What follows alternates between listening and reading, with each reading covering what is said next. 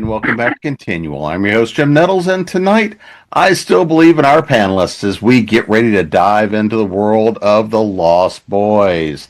I forgot my saxophone tonight, but I'm sure somebody Are you oiled? Always. So let's go around and see exactly what's happening in this little dysfunctional family and exactly who are the bloodsuckers tonight. So, Ms. Carr, you're up first. Well, I am the one, the only, the R.E. Carr, who has written not one, but two series about vampires and actually spoken in public about the movie The Lost Boys. So for once, I am a certified subject matter expert on all things that suck. Jack, speaking of things that suck. Oh, wow. Thank you. Excellent introduction. Appreciate that. Jack Cullen. I write urban fantasy with vampires and sci-fi, both with comedy elements. Layla? Hi, I'm Layla Dorine. I write LGBTQ fiction and romance. And before I wrote things for publication, my best friend and I wrote a combination of vampire and mortal insanity.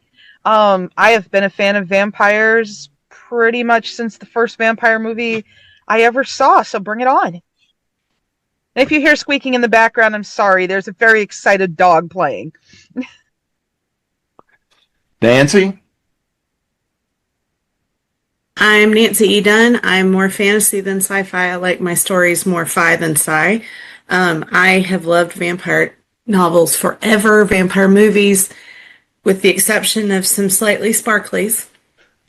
But I am Sorry? Name stealers. I am currently working on a vampire novel with another writer friend of mine, so it's the first one I've ever actually maybe might get published, possibly, and isn't going to just languish in my hard drive. Elektra? I'm Elektra Hammond. I'm a writer and an editor and a huge reader of vampire literature, starting, back as far as I can remember reading. I went through a phase in the 90s where I attempted to read every vampire novel that came out because I had a bookseller who was buying them all for me and just assuming I'd pick them up. And that was a scary time in my life. My husband remembers it well. Feel like I'm a little more picky now about what I buy because I'm busy writing. Well, there were a few novels put out in those days that really did suck. So, Matthew. Hey, I'm Atlanta author Matthew W. Quinn, and the Atlanta connection is important because the actress who played Star and her husband co-own the Atlanta Hawks. Wow. Yep, we were having a conversation this weekend, in fact, about the fact she is the wealthiest actress out there because he's, multi-billionaire. So, anyway, let's talk a little bit about The Lost Boys, a piece, just a gem of 80s comedy horror. And so, Rachel, how did you get introduced to The Lost Boys? I know for me, it came out the summer before my freshman year of college, and we watched it a lot through my freshman year of college. So, how about for you? I watched it at slumber parties in middle school. And you're gone. So, Jack. No, I mean, I was in high school. I was a goth in the 90s. I mean, what do you expect? I have seen The Lost Boys so many times, I could probably quote most of it, including doing the saxophone solo, but I won't oil myself up. I feel old. I'm sorry. But no, this was my quintessential vampire movie that I watched on repeat. And a lot of my fiction actually comes from kind of the vampires that were in Lost Boys because it was both sexy and scary and it had humor. And it was a little bit quirky and offbeat. So all the things, and plus weird things with food definitely sort of percolated in. But yes, I do remember watching Lost Boys on many a slumber party, alternating with Labyrinth. We were looking at both Jason Patrick and David Bowie. Let's be real. And for me, Jamie Gertz. All right, Jack, how about for you? Well, I was in high school, so not quite college. Yeah, and when it came out, I was living at the beach. That wasn't the community wasn't that far different from the setting of the movie, so that just made it even cooler. One of my all-time favorite vampire movies. I mean, the comedy, the plot, the acting, it hit all the numbers for me. Still think it's a great movie. Layla? Well, I was also in middle school, and so this was this was a big one. And because it had that MTV rock and roll vibe, like the whole thing looked like it was shot to be a music video. It immediately caught my attention. I was already into goth and darker stuff. I was also a goth in middle school and high school. So like this was, if my band wasn't practicing, we were watching movies, and this was one of our favorites to sit and watch in between, like while we were writing songs and just hanging out. So I mean, I fell in love with it at a fairly right around the time it came out. If I remember right, I think we might have actually seen it in the movie theater. I was too little. All right, I'm muting Mrs. Carr right now. Nancy. I was 87, so I was a junior in high school. I don't remember what time of year it came out. I'm assuming it came out in the summer because it has the feel of one of those summer blockbusters. Get off my lawn. God. So probably it was the summer before my junior year, but I had already started with Anne Rice, and so as soon as there was a vampire movie to be had, I was like, yes, please. And then yes, please, and yes, please. And every time we got together, we went to the Blockbuster and rented it. And I think I probably wore out a couple of tapes, so yeah. All right, Elektra. They can all get off our lawn. Yeah, I think you're all going to need to get off my lawn. I will preface this by saying I did not get married particularly young.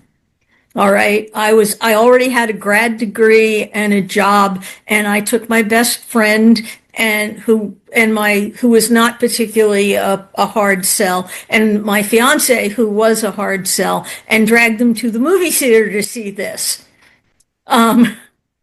Because it came out, I think, right before we got married. We got married in September of '88. Yeah, so there's that. My best friend and I were very big on vampires, and we went to see a lot of vampire and horror movies together, some of which we will not admit we went to see. They were so bad. But I'll admit I went to see this one because I really enjoyed it. It was just too funny. Matthew? Okay, time to really get some people kicking me off their lawn. I was born in '84. I did not see this movie until I was an adult. Some friends of mine are in an Atlanta comedy troupe called Cineprov, where they'd watch a movie and just make fun of it, Mystery Science Theater 3000, at either the Plaza Theater or the Terra Theater. And I watched, I think we were still at the Plaza at the time. And then I was in a podcast about it called Myopia Movies. You watch childhood movies, see if they're still good. Which the age range for the podcast group is Gen X through early Gen Z. So this would count as a childhood or teen movie for some of the group members. So, when we look at the title, The Lost Boys, right? This is very much inspired by the thoughts of Peter Pan and Never Grow Up, Never Grow Old, Party All Night. All the good stuff that came along. So, Jack, looking at this, because, again, this was one of those, and is one of those quintessential 80s horror movies, but unlike a lot of the ones we could look at, like the Halloweens, some of these others, this is really one of those ones that had a lot of different plot elements and stories and through lines and elements to it. So what is it for you that really made and anchors this story? Well, it's a horror movie and it's got funny elements. Usually when you get horror that tries to be funny, it ends up being campy. This movie was right. They balanced it perfect. You could still, you could laugh at a scene in 30 seconds, be gripping, the edge of your seat because something horrific is going on. It's rare to get both right, especially back then. I mean, back then it was, if you had a funny horror movie, it was goofy. It was right up there with like 60s Batman goofy. They nailed it, and that's a tough swing.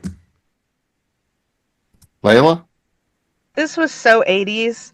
The parties at the beach, the kind of being on your own as a teenager and as a preteen. The one thing that I think that really bugged me, though it is so 80s, was that mom who was just like more interested in following the guy than she was listening when the kids are like, we're having an issue. There's all this stuff going on. And she's like, you're messing up my date. And that's so quintessential 80s of how, the single mom was portrayed. And then, of course, for me, getting into the movie, I had seen Jason Patrick in Solar Babies. I still have a copy of Solar Babies. I still have a copy of Lost Boys, too. But I had fallen in love with Solar Babies when that one came out. And I had seen it on VHS.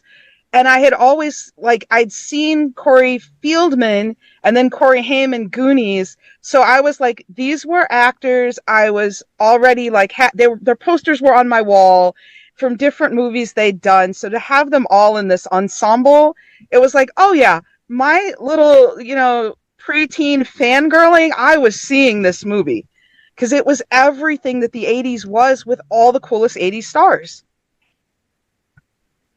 Nancy? To go off on a slightly different tangent, one of the things that I don't know if it's what made it the movie that it was, but it's something that made it dear to my little heart. I am the person that does the dog die was created for. I will stand up and walk out of a movie if something untoward is happening to an animal and I can't see the plot point for it. So this was probably the first one where I suddenly noticed this is a horror movie. There's a dog in it. But Nanook makes it through the whole thing. And I was convinced that was how they... Obviously, that's not how all movies are at all. But I thought that the way that they integrated the dog into the little ensemble of characters was fantastic, because a lot of times dogs are either plot points or set dressing. And he actually, I think, doesn't he push Dwayne into the tub?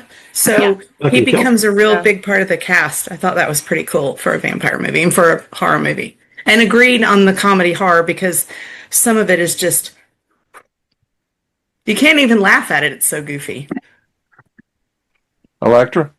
Well, aside from the cast and the director, who all pretty much went on to have stellar careers, the way they worked it together with, what's a good way to express this? Everybody knew about the vampires and just didn't talk about them. It was just one of those things. Everybody knew Santa Carla had a vampire problem, and we just didn't talk about it, and we ignored it, and we just hoped it would go away. The same way there were, they knew that kids were disappearing, people were disappearing, most of them kids, and there were posters everywhere, all through the movie. And they just didn't talk about it because, well, everybody knew, except the new people who moved in, and they were going to figure it out sooner or later. And that was just such a cool thing to rest the movie on. Whether you wanted to say it was a substitute for homelessness or whatever else you didn't want to talk about that was ubiquitous, there it was, right in everybody's face. That the grandfather's final line was, the one thing about that they had too many vampires, and it's like, why didn't you warn her before she moved with you? Maybe he figured out he'd have dealt with all of them by the time she got there. I mean, what exactly it would have been a very short movie if he told them before they came, Maybe he was lonely. First time it was the assumption. The first time I saw that movie, when at that scene, I thought he was going to turn around and be a vampire. Mm-hmm. Because it had gotten dark, right? They were like, Dad, are you okay? He's going to the darkness. You get the lit fridge. They used that, Which is but good they edit. used that one in Teen Wolf, so they couldn't do it again. It was the 80s. Sure, you could have. Matthew, how about for you? What story and themes and things speak to you as the baby of the family here? I didn't really pick up on any themes. I just thought it was entertaining. I mean, obviously the Peter Pan thing sticks out. I thought Star was cute. I think some of the stuff is well shot, like open the window, uh-oh, there's somebody floating outside. Rachel, how about for you? Oh, I mean, there's so much. And the reason why it's shot so well is it's the same cinematographer as isn't it Raging Bull? They punched way above their weight to get the cinematographer for this movie, which is why, unlike some sort of cheesy 80s horror movies, it really holds up to this day. So besides the fact that I'm literally a horror comedy writer and probably am partially because of this movie, is I guess the one theme that it has in it is that found family, that the outsiders who all bond together. Yes, they're vampires, but they're all a crew and they're together. And for someone who's alone and starting out and a little bit different, and you can go on all the levels of subtext about if Corey Haim's character was really gay or not. Even in the 80s, I mean, come on, he had Rob Lowe on his wall. It was just that it was a way of inviting in the other, and it, even though parts of it were scary and some of it was wrong, there was still that sort of camaraderie. And yes, I was a goth in the 80s and 90s, so this spoke to me very much. We all were going to run off and have our little vampire tribe at that time. Because I am also a baby, and I will get off your lawn, don't worry. Now, see, my understanding about the poster was it was a nod to the director's previous movie, that it was, I forget the name of the movie the poster Joel comes Schumacher. From. Yep. Yeah. But Joel Schumacher knew what he was doing. There was a little bit of, there was enough subtext that it was starting to rise to the text level at various points throughout this movie. I mean, the ear piercing, like, no, you don't want that one. That's not you, Michael. Mm-hmm. They did it so well, it sort of slid under the radar that it got past 80s censors. So, hey, it's like you said, that everyone knows they're there, but no one's talking about them, can also be used for the queer experience as much as for the vampires. They had so many nods to cool things in that movie too, with the Frog Brothers being named Edgar and Alan. I mean, oh yeah, we could go on a lot about the Frog Brothers, and I'm sure Jim has something to say. So, but one of the things that I think also really stood out and cemented so much for this film, and Layla, you sort of started going down this point, and I'm going to start with you on this one, is that feel of a music video.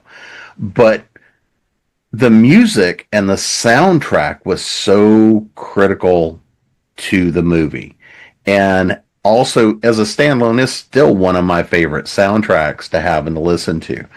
So what is it for the soundtrack for you that tells so much of the story beyond having just the oiled up saxophonist? I think so many movies in the 80s had those killer soundtracks, those songs that we knew and that were, oh my goodness. And the name of the song is flew out my head, even though I watched it earlier, but there's one, I want to say it was like either an Alice Cooper song that's playing while they're down by the beach. And Alice Cooper having music in that kind of movie in the 80s, or if it was Kiss, I can't remember which. It was just the perfect fit because they were the darker, the kind of goth rocker type deal. It all fit the theme of the movie. It all fit the cinematography. So even if you were to listen to the soundtrack without having it on, you can picture those scenes in the movies. And I think the 80s were so beautifully well done for that, was that you could hear a song in the 80s and immediately think, it was this movie, it was that movie, it was this other movie. So I think that was one of the great things that they did with that soundtrack, was just nail every scene with the perfect song that fit. Nancy, is your I dancing? think also the music, even though some of it was stuff we'd heard before, like People Are Strange. I was a big Doors fan. I knew that song as soon as it started. I knew it. But that was Echo and the Bunnymen. I was going to say, I knew it wasn't It was the a cover. Doors that were singing it, but I knew which song it was. But about that time, too, since I was in high school, I had done a book report. I'm going to have to jump off the lawns, too. I'd done a book report on Something Wicked This Way Comes, and I was a struggling pianist when I was in high school, and my piano teacher had played Chopin's Requiem that's in that movie. She played it backwards for me to use in my book report. And so things like that, very weird, odd music was really speaking to me. So To the Shock of Miss Louise was like the best thing I'd ever heard in my life. And I think I played it more than I did any of the others. That was the weird carnival music song. Oh, loved that one. But the soundtrack was just so good. And like you said, it fit the scenes. The music fit the scene it was in. And I still write that way to this day. If you look at my early versions of any of my manuscripts, I have a line at the top that tells me what I was listening to while I wrote it, so that if I need to get back into that headspace, it's easy, because that movie was like, oh, this is how you do it. This is part of world building. You can listen to music while you do this. And I'm not even writing a movie. This is excellent. Elektra? There's a line right in the beginning of the movie where they're moving into the new house, and Corey Haim is running through the house saying, there are no TVs. If there are no TVs, there's no MTV. And he's just losing it over that, because that was around the time when MTV became a huge thing in the 80s. He wants his MTV. I'm old enough. I remember when MTV came in when I was in college in the early 80s, and I went away to college, and I came back to visit my parents, and it was a thing then, and my brother was watching it. So I remember the beginning of the phenomena. That was something. It is a great soundtrack that really, watch it sometime with the closed captioning on, like old people do, and you'll watch how carefully they pick the lyrics from the songs, because they're unbelievably vampire oriented. It's super if you do that sometime. The only one that I really like better than that for a vampire movie is John Carpenter's Vampires. Has an incredible soundtrack that just goes in there and grabs you, that I will listen to all the time when I am writing. Because, it's a little less distracting and more mood inducing. If anybody ever wants to listen to that, it's super. They set us up with music right from the start too, because in that car scene where they're like, keep going, and she pauses and she's like, but this is from my era, and she starts singing along, and her sons in the back are like, keep going. Okay, well, here's something I can't believe I forgot to mention. We're talking about what I liked about the movie earlier. I actually have 3 songs on my iTunes playlist from Lost Boys. That's Cry Little Sister, Lost in the Shadows, and the sax song. Really? Oh, yeah. You still believe, huh? I do. All right, Rachel, how about the soundtrack for you? Well, like many a goth from the 90s, how many of us do you think got lucky to Cry Little Sister? Let's be real. It is the goth get lucky song, in case you were wondering. But, I mean, beyond that, the soundtrack is phenomenal, because it's, like you said, I have watched it with the subtitles like an old lady, and they do pick amazing lyrics. I mean, Don't Let the Sun Go Down on Me by Roger Daltrey, the one they play towards the end credits, is just spectacular. And fun fact, the soundtrack actually was more profitable than the movie. It went platinum, I think, and made like the residuals and stuff that they've made off that soundtrack was part of the reasons why, along with home video, that the movie endures and why it's so profitable. But no, I mean, it's just, I mean, I hate to say it's bitchin'. Like, there's no other way to describe it, and it fits. The thing is, vampire movies up until that point were kind of the Hammer House of horror. They were old, they were gothic, there was always classical music. This was one of the first ones that really, it used the soundtrack to help modernize the vampire tale. And I think that's one of the reasons why it's sort of a bridge movie. It's part of what I call the holy triumvirate of the 80s of The Lost Boys, Near Dark, and Fright Night that kind of take vampires and move them forward into the 20th century. They made vampires rock and roll. Yep. They got a little less Hungarian and a little more California. Yep. Well, and you know, there's this thing Romanian. that is on.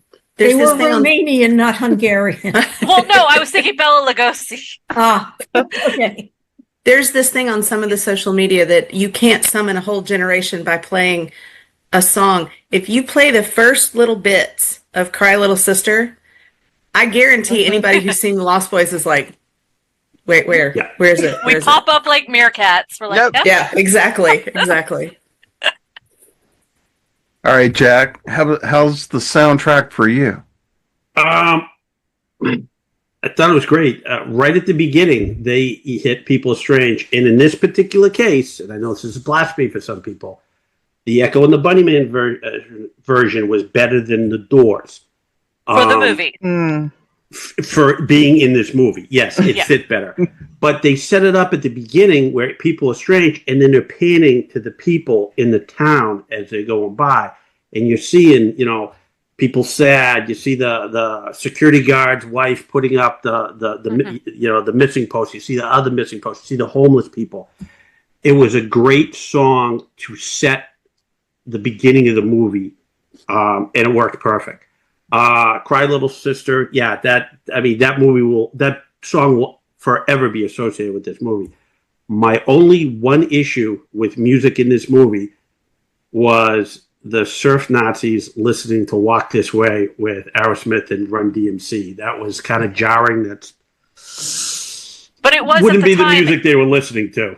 I don't know. Everybody was listening to that song at that moment. Like, everybody. No. Yeah. It was supposed to be surf Nazis. Surf Nazis were racist. They wouldn't have been listening to Run DMC. Yeah. Okay, that is a valid bit of but maybe they were progressive surf Nazis in this universe. Oh, right. God. A phrase I washed from my mouth with bleach now. What was the line in there? You know, set a fire, keep a man warm for a day, set him on fire, keep him warm for a lifetime. Yes. Oh, my God. What were we talking about? We had the soundtrack. Now what's next, Jim? Yeah. So, all right, Nancy, I'm going to come to you on this one. Yeah, I know. I mean, it's that kind of thing, right? Oh, boy. Well, when we look at all the different mixes of themes and lore, right? Again, that notion of the Peter Pan and never grow old, never die. We look at some of the way they treated the vampire lore and the Frog Brothers trying to be the comic book experts on vampires. And what they didn't use. When you look at just end to end, all the different pieces and things that were grabbed to tell the story, what particular kind of themes and lore do you love out of it? And maybe have even influenced some of your own stuff? I really like the way that they did Star and Laddie as half vampires or not full vampires. Because so much vampire lore up until that point is it's going to bite you and then you're done for. You know, that's the end of that. You're going to become this horrible thing that was presented as a vampire in all of these older movies. But with this one, not only, I don't know that I would mind so much if I was as pretty as, you know, David or Paul, for heaven's sake, with that Pantene hair. But if I didn't like it, they never really investigated what would happen if Star and Laddie never made their first kill, so I don't know if if there was statute of limitations on becoming a vampire, and if you hadn't finished the contract, in 6 months, poof, you're human again, I don't know. But I really liked that little turn on the lore, that it's not really a get out clause. It's more of just this is more information on how this new generation of vampires works. That you're assuming that all of the others had already gone through this if Laddie and Star had gone through it. So I like that little addition, and that may or may not end up in this collab that we're working on, because the guy I'm writing with is more Hammer horror and I'm more Lost Boys, so we're working it out. Elektra? Well, you can always have multiple vampires, some old school Hammer type coming from Europe and some more laid back Cali guy. Yeah, I'll point out that Supernatural did pretty much the same thing with you're not fully a vampire until you kill somebody. What I sort of liked was that the vampires were riding bikes, motorcycles, and the Frog Brothers were running around on BMX bikes. They had so many things against them as the vampire hunters, but they're also riding bicycles. And the vampires, apparently, despite the fact that, they can't come out during the day, they've apparently been able to all get dirt bikes and keep them running. I mean, they don't have jobs. I guess they're stealing gas. Siphoning it off from people at the amusement park, probably. Or stealing wallets off people they kill. Yeah, or who knows what goodies down that hotel room they can take to the pawn. That hotel they can take to the pawn shop. But it still was, they had means of transportation, and they just used them to pretty much joyride around. But, just another thing that they had that made them a little bit more cool and wanting to join up with their gang. Well, they all look like they could fly. Sorry. Yeah, well, what's the point of turning into a vampire after you're old?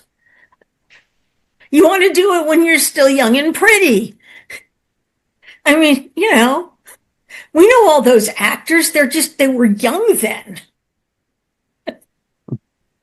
So, Matthew, what about for you? What themes, what ideas? I'm trying to think about that a bit.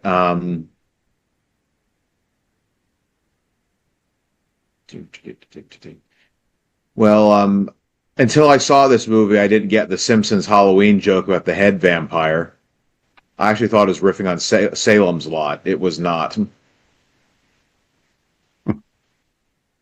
Rachel? Oh, me? Like, what did I not use from Lost Boys, or what did I use? Yeah, what have you not ripped off yet? Oh, no. My vampires don't fly. Okay, let's give it that. No, I mean, the vibe of the vampires, I definitely took the more, at least several of them have that more rock and roll, hardcore. Like, the fact that I always got in my head canon that David, at least, was a lot older than, like, the 80s. Some of them might have been fairly recent, but I thought that these were the vampires that actually made the effort to evolve into whatever. Like, you could see little details, like some of their clothes was more vintage, hair, maybe they changed it. But I thought it was interesting to see vampires that weren't necessarily archaic. And that's the number one thing that I grabbed from this movie. So it's like Bram Stoker's Dracula. He starts out with the butt hair and the Byzantine robes, and by the end of it, he's got a top hat and a tie. Yeah, I like that too. Oh, we could don't even. We want to start diving into the glorious mess that is Bram Stoker's Dracula. We can go there too. Cineprov just did an episode on that too, and Myopia did a podcast on that too. I am the Count of Marietta. Thing, which the friend of mine says sounded like Borat. Jack? They kept a lot of the traditional vampire lore, but tweaked it here and there. I liked once you invite the vampire into your house, you lose all power over him. I like how that went to affect things like, the mirror, and apparently garlic doesn't work. Little stuff like that. So the Frog Brothers are going off traditional lore, and some of it works and some of it doesn't. But the best thing I liked about it was where they said, the vampires, they never go the same way twice, or they all different ways. I thought that was great for the movie because it allowed all these different death scenes. So it wasn't this, every time you stake the vampire, it was like, poof, they turn into dust and then you move on. You mean the cheap way for the special effects? Right. Sure, yeah, exactly. This allowed, each scene was set differently, and you had a different way of going about it, and it was great. I mean, especially the one where the blood was running through the pipes. So I like how they took old, didn't completely throw it out the window. They just tweaked it and made it more interesting. I thought that went fantastic, and I've stolen here or there, bit by bit, on things along those lines, especially the different dying ways. I just thought that was cool. Layla? Going to that, they all die different ways. I love that at the end, David's body was the one body that didn't go up into dust, because it did leave it open if they had wanted to resurrect or bring him back. But it also, the way he looked there at the end, there was almost a feeling of tragedy about his death, in that he remained, and then he just looked so young as he lay there. And I love the fact, they twisted the lore. So, the garlic didn't work, but the holy water did. And, inviting them in meant nothing, worked for them. But I also loved the twist on the vampire hunter. And instead of having, Van Helsing, we get the Frog Brothers. And going and watching a documentary on how some of this was, they came up with it. The two actors, Corey Feldman, and I can't remember the other gentleman's name, were told to go watch all the Rambo movies. Yes. They were told to go just watch Rambo and these Sylvester Stallone and Chuck Norris movies to create these characters. And so they created these characters and were so into them. They were so serious about their, truth, justice, and the American, they were just so into it. They believed wholeheartedly that they were the ones meant to destroy them. And, there's that line when they're all, they went in, they freaked out after the first kill, they're covered in blood, they run outside, Michael's passed out in the car, and they're like, we don't ride with bloodsuckers. And then Corey Haim he's about to drive off without them. And, the one looks at the other and goes, today we do. And they get in the car. We do now. We do now, yeah. So they're like these young vampire hunters, just trial and error, figuring it out based on lore and comics and all of that. And I think that was the coolest part, that we didn't have some adult that that the creepy old guy in town, or the grandpa that had to help them out, which is usual for the 80s movies. There's that kooky guy, and they all run to him, and he tells them this giant story and gives them the tools they need. Nah, they figured it out in a comic shop. And that was one of the best parts about it. Oh, to have the confidence of a teen boy in the 80s. They knew they could just kill vampires. That was, as a teen boy from the 80s, that was dead on. You didn't tell. There was a completely different world from you and your parents. You never discussed anything with your parents. That's one of the reasons why a generation like Stand By Me. We totally would travel to go poke a dead body with a stick. And you just don't tell your parents. The only time you tell your parents is when you lit the house on fire. And then you try to blame it on the younger sibling. But or the dog. How many times did you do that, Jack? Actually, kid down the street, guy named Jonathan Pat, he did light his house on fire.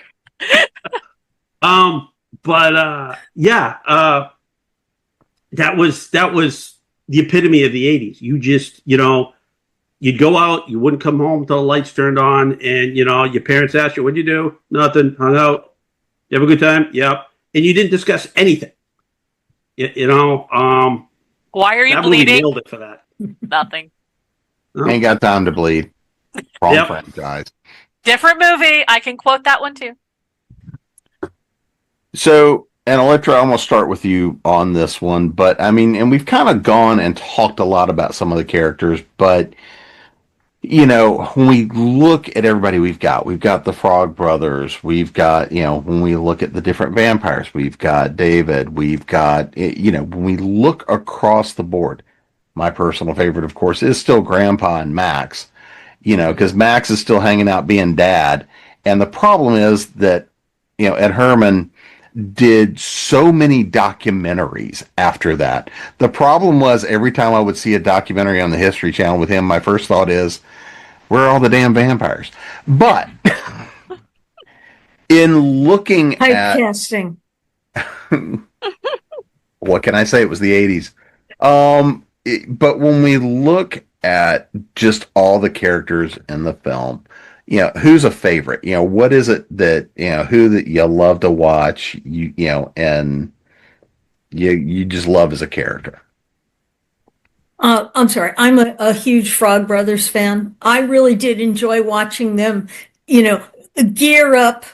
It was just sort of like, the mini commando scenes where they're gearing up and getting ready, which became a thing then, where you're going to get all your stuff together and now you're going to go out and, all right, they didn't have automatic weapons, but they had stakes and they had holy water and they were going to go out and do it.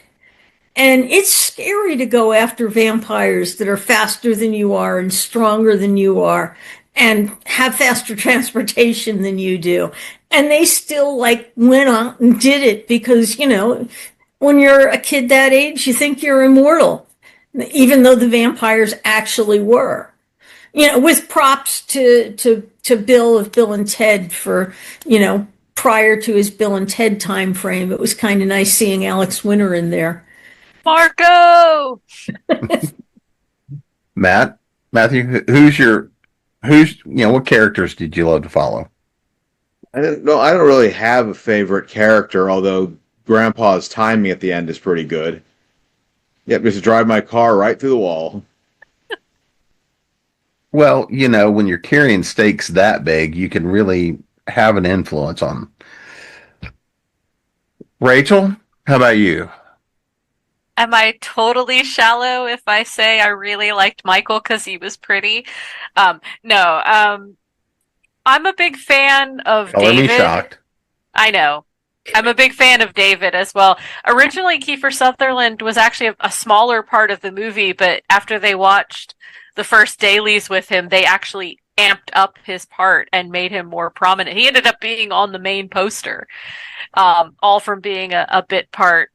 So I think David's probably the most interesting. I wanted to know more about him, but let's be real. I watched Michael because he was pretty. Yes, and both those two actors we never heard from again. Kiefer Sutherland and Jason Patrick have gone on to have no careers at all. Nope, not at all. Totally unknown. As serious dramatic actors, too. Yeah. I'm right. Usually something like this sticks with you. Because I was so there for the eye candy. So there for the eye candy. But I had such the crush on Corey Feldman. He is just my, So, Matt, did Jack give his favorite? Jack, as I'm sitting here going, old age senility. I'll get off your lawn now. I'm obviously a lost boy. So, Jack, what character did you follow knowing you were a Frog Brother as a child? I gotta go with the grandfather. He had the best lines constantly. I mean, your first introduction of him, he's playing dead to scare his daughter and grandchildren. It's off to see the widow Johnson terrorizes his grandchild like he's putting taxidermy in his room. He was just a great character. I mean, the actor was outstanding. But you're watching it, and you were talking about he has the giant stakes in the pickup truck, and he's putting them in like they're fence posts. And I'm 16 when I'm watching this movie, and I'm sitting there going, why is the pointy part sticking up? And that should have been a clue that maybe he knew something was going on, but I didn't catch it. But yeah, he nailed it. It was such a cool character. I mean, that's a grandfather you want to have. I mean, he literally labels his drawer in the fridge "old fart." There was so many great characters, but he just stuck out as the funniest and the best. Layla? Definitely Corey Feldman's character. That was just, and I want to say it was Edgar Frog. I am so bad with names, but I want to say that was Edgar Frog, and just absolutely every time he delivered a line, he was so into it. He was so serious, and just like, I wanted to hunt vampires with him. So, Nancy? I was gonna say Star, but that's because that's pretty much how I dressed throughout the 80s. That was totally, even into the 90s when I was in college. I had so many of those skirts, and I had, just the whole thing. But my favorite character to follow the progression of was the mom. I love Diane Weiss. First of all, she's amazing. But the fact that in the beginning she's just like, oh, whatever. When it's right in front of her face, she doesn't even blink. She just puts her hand out. Let's go. That's fine. You can take me. Just don't kill my kids, So that I thought was an interesting, because I wouldn't have expected that from her from the very beginning. I think somebody else said that earlier, that she's just like, whatever. I don't have time for this. I'm getting ready to go out on a date. I don't have time for all of your nonsense. And then at the end, she's just like, yep, okay, take me. It's fine. The other one I'll mention really quickly is all of the 4 vampires. I wanted to know more about, we know a lot about David. We knew a lot about Dwayne because they said they fried the one that looked like Twisted Sister. I think that was Dwayne. Marco, if he did that hair on purpose because he was trying to blend into that era, come on. A curly mullet. Seriously? And then Paul. Hair. Anyway. Yeah, so basically all of them. Just all of them. May I jump in here? I've got something. Yeah. I found the Internet Archive link where you can, quote unquote, borrow and scanned upload of the novelization that has more about the characters, including the vampires, like relationships among the 4 group. And some of the comics actually take place later. It gets into Star's backstory. Like, she apparently had cystic fibrosis. You know what I'm going to be looking at? Yeah, so awesome. That might be of interest. Yeah, for those of you out there in Radio Land, if you don't want to pay $300 for a paperback copy of the novelization, you can find it on archive.org and borrow it. And nobody seems to have made a copyright claim, so I guess it's good. For now. So, Matthew, I'm gonna let you start with this one because there's a ton of things about this. What have we not talked about with the Lost Boys, the film or the series? We haven't touched on the later 2 movies. They don't exist. Yeah. What later 2 movies? Well, I don't know anything about the later 2 movies. I'm not familiar with them. This is more stuff I've read about or I'm aware of than I've actually seen because, what's something we haven't touched on? That they exist. I sat through them in the last 2 days. They exist. In your universe, I'm on Earth 616. Okay. I am one universe over from you, where there are Frog Brothers movies. Okay, I liked Beetlejuice, but in general, what's the point of a 30 years later sequel? Money. More Frog Brothers, clearly. It's all about money. Yeah, but if no one saw them, would they make any money? They were direct to DVD. So they made some. Before streaming became like the only way to watch things. And trust me, I remember going to the corner store and renting videotapes. Me too. Yeah. My mom did that for me. I remember before there were videotapes and you had to stay up late when there were, 3 movie channels in existence. If you wanted to watch something, you had to stay up late to watch it on HBO because that was it, 4 a.m. there I was. But HBO was before video stores? Yeah. It only showed The Beastmaster though on repeat and Krull. Come on. But those 2 Mark, movies. What's his name was worth watching at 4 a.m. I just rewatched Crawl. Thank you very much. It took a lot to find it, but that's not what we're talking about. So, I think if they'd done a second movie following it, like they had plans for a second movie, they had plans for another Goonies, they had the plans for Beetlejuice. I think if they'd done the sequels back then, there would have been more interest. When the sequels came out 30 years later, it's like, ew. Well, Schumacher tried to do a sequel. That's the reason why David's Body didn't disappear. He wanted to do a sequel. He couldn't get studio interest in it.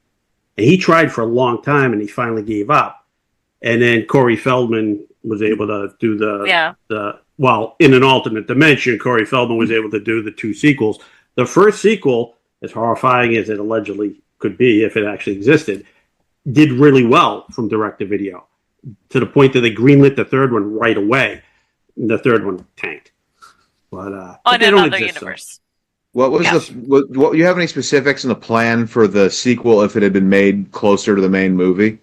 No, I don't think know it ever got past development. Like it was never just... got to development. Yeah. It was just a pitch. Yes. What haven't we talked about with the Lost Boys that you want to talk about? I love the fact that it was originally supposed to be much more like we talked about the Goonies. It was supposed to actually be a kids movie originally, and it was Peter Pan with vampires. If Peter Pan was a vampire. And then it switched directors, and when Joel Schumacher took it over, he aged it up, and particularly he wanted to make it sexy and make it darker. And I just find that a great tidbit, because I don't think we'd be talking about it if it was more like, the Monster Squad. Not trashing the Monster Squad, that is awesome. But it fit into that niche because of the director change.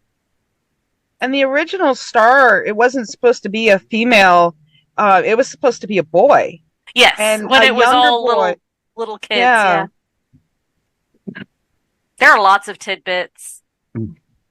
Well, and I saw an interview with Jamie Gertz at one point where she was leaning on Joel Schumacher pretty hard for the part, because he had in mind to have a blonde, like a wafy girl, and she can't do blonde because of skin tones and look reasonable, and she was leaning on him pretty hard because she wanted the role, and she talked him into it pretty much.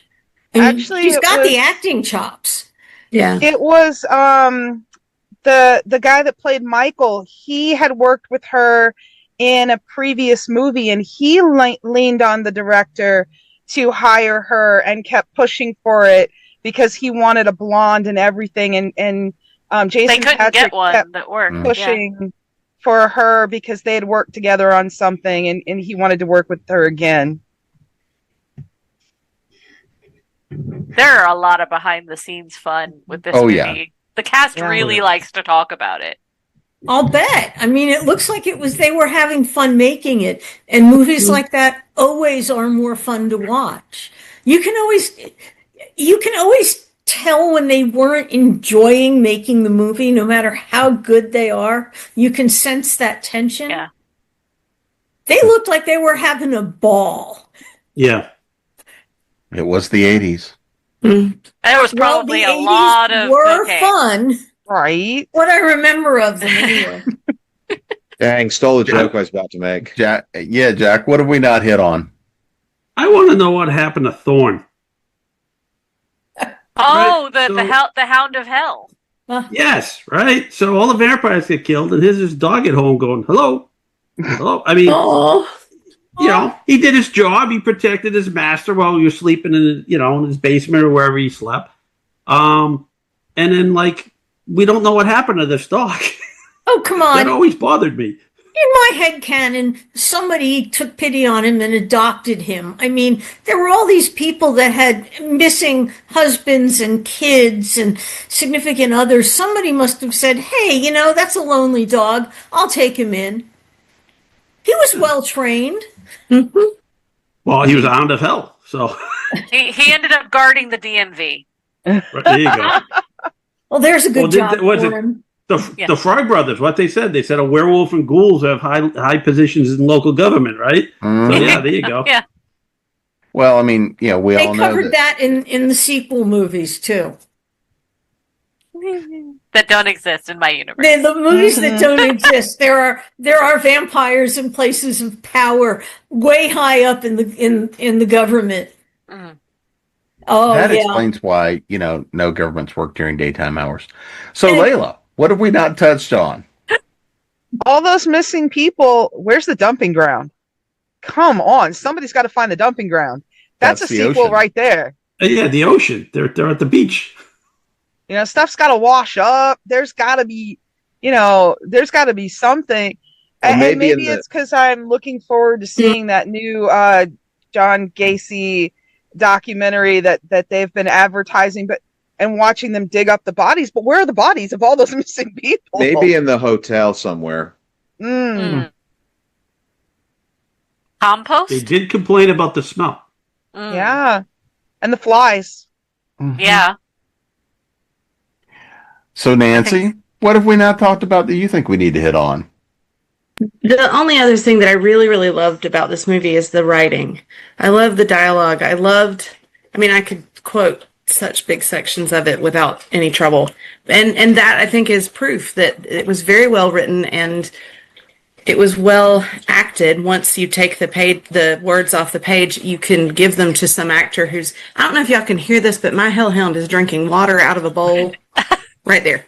So that's where Thorne went. Probably. I just renamed him Stanley. You can take words on a page and read them and be thrilled by them, and then you can have an actor say them, and that's when you remember them and you can quote these large passages like, anytime we sit down with Chinese food, it's all I can do not to go, maggots, Simon, you're eating maggots. How do they taste? Simon's my husband. I don't do that because nobody wants that at dinner, but I mean, just those little bits. Well, yes, I probably would actually. Yeah. But yeah, that was my one thing too. The comic book that was that he handed him, that vampire one in the movie. The fact that it was created just for the movie and actually exists at the comic shop, people still go there. The owner lets them hold it. They can take pictures with it, but it wasn't real.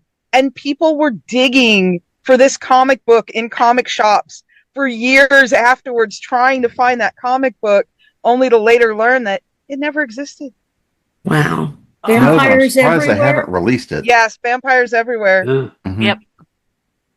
Tells you all you need to know about vampires, apparently.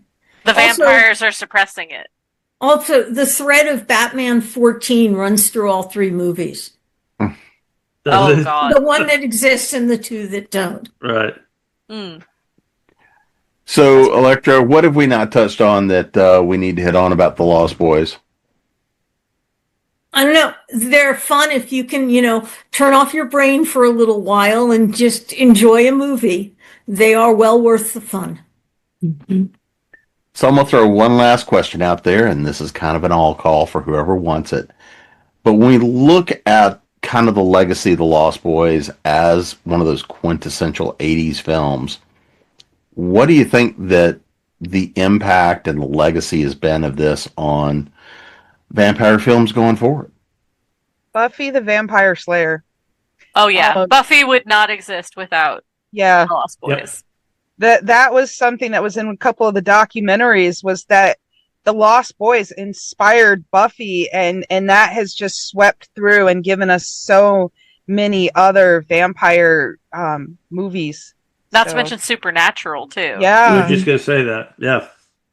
Well, and if you think about the movie, the Tom Cruise version of Interview with a Vampire compared to the TV show I think has taken more from that dark, gritty side that I think was actually in the books that was not necessarily in the Pretty Boy movie. I mean, you could even say something like Sinners. Just the mixing of pulling vampires into a different era, the slickness, the mixing of music. It's definitely in the DNA of any modern vampire film, because I think without it, it was going to stay. I mean, you had Bram Stoker's Dracula to kind of be the last hurrah to the Hammer House of Horror type of gothic movies. But this is the modern vampire origin story. Yeah, I can see that with, leather teen vampires. Yeah, Buffy. I never watched Supernatural, but I guess they're that too. I mean, shoot. You got Vampire the Masquerade for I was all about to bring that up. Yeah. Are there any Wow. any event? Any What's this leather teen wow? vampires in that one? No one's thought of Vampire the Masquerade in a while. I have it. I have it. I have it I'm on pretty VHS. sure I have it too, but I haven't. I have the RPG.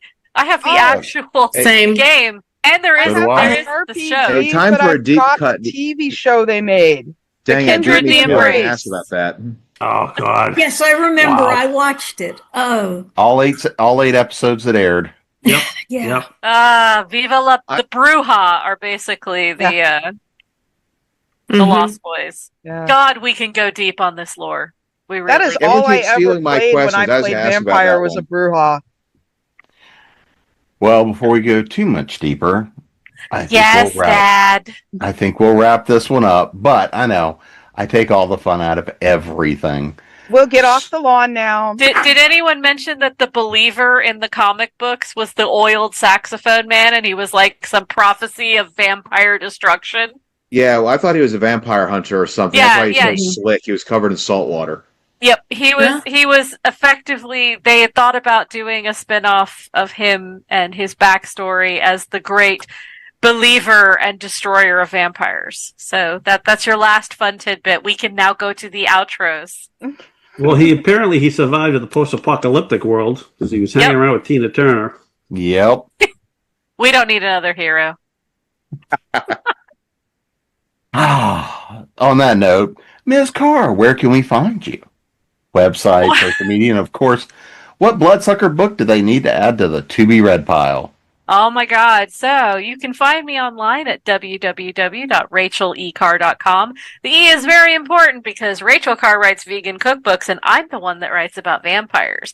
You can find either my Rules Undying series if you like science fiction vampires, which does talk about the Lost Boys, or my False Icon series if you like your more magically inclined vampires, which has Wyatt, who is basically just a lost member of the Lost Boys in it. If you want to find me on social media, you can find me on all platforms as @TotalRecar, except for Threads because I am currently banned because I posted a picture of a pie that was considered salacious. Nothing in that statement is a euphemism.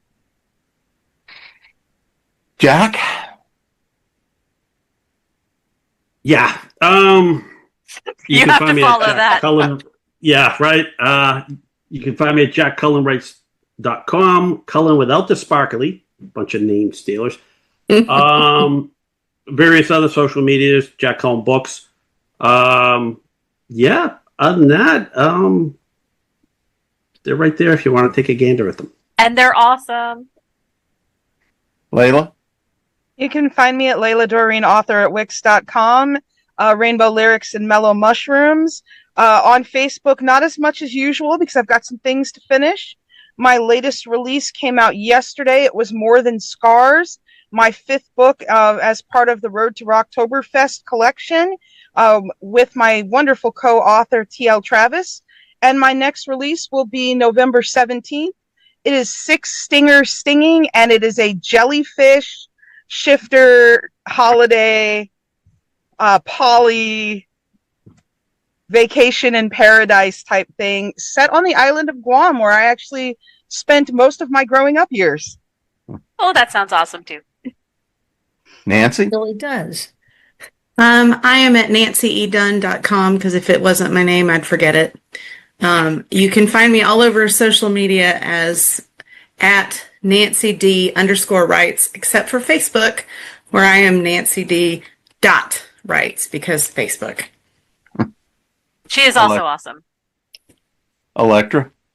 Elektra Hammond. You can find me at untilmidnight.com. I spend most of my socials on Mastodon and Blue Sky, and look for us on Mastodon on Mondays at 7, where we will answer a group of random questions posed by one of our moderators under the hashtag RateFant. And it's a lot of fun, and everybody can join in. So we'll see hopefully some of you guys out there in the world some Monday night answering random questions with us. It's super cool. Matthew? Okay, I have a Substack, The World According to Quinn. That is basically my author page at the moment. All my writings on Amazon. I have a young adult-ish horror series called The Long War. That's The Thing in the Woods, The Atlanta Incursion, and The Walking Worm. And a Dark Tower meets Game of Thrones steampunk military fantasy series. Battle for the Wastelands, the prequel novella Son of Grendel, and the newest one, Serpent Sword. Which is I also have cool. a novella called Little People, Big Guns through Deadite Press. And you can find me at jamespnettles.com, authoressentialsworkshops.com, creatingprose.com, and of course here at Continual.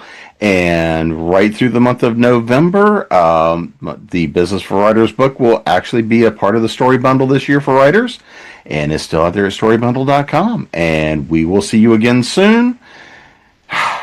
Get out on my, get off my lawn, all you damn vampires. Happy fucking Halloween. Bye.